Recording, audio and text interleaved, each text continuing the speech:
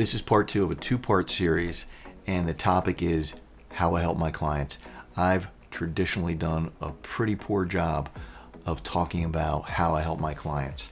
I make a lot of videos and write a lot of articles on the topic of getting more profitable, building stronger businesses, building more valuable businesses, delegating, understanding your financials, but I don't think I've ever just come right out and listed the top 8 ways I help my clients. So in the first part of this video, if you haven't seen it, I go over the first 4 in the list of 8.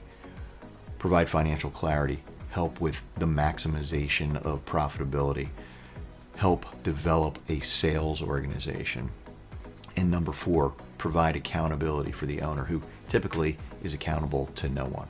So let's move on to number 5. And number 5 is all about delegating and leading.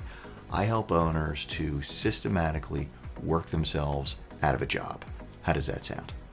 Number 6, systems and accountability. So this is not to be confused with the other accountability, number 4. This is about team accountability. I help companies to create scorecards, to identify and create a way for team members to know if they're on track or off track with the most important metrics that come along with their individual role in the company. Number 7 is all about exit strategy. If you have plans to sell your business someday, you need to start thinking about it now. If you start thinking about your exit strategy the minute you decide you're going to list your business for sale, you're going to end up leaving a lot of money on the table at closing. So I help owners to work on their exit strategy and to help build businesses that are going to be worth a lot of money when they decide it's time to move on.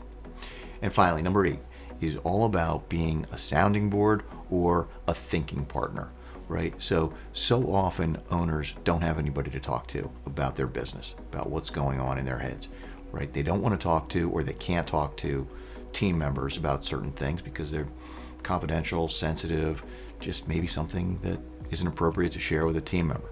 They don't want to talk to their significant other because, that could create more stress. If an owner is already stressed about their business and then they take that home and share that with a significant other, it could make the stress level for both escalate even more. And then sometimes having a friend, it's good, but the friend doesn't get it. The friend doesn't know the restoration industry like I do. They don't know what it's like to be an owner of a restoration business. So again, that's where sounding board and thinking partner Scott comes in. All right, so if you have any questions, if you think that any one or any number of those 8 reasons is good enough for you to click the button and book a call with me, let's talk. That's the way these coaching engagements always start, a simple conversation. So I'm looking forward to talking with you soon. Take care.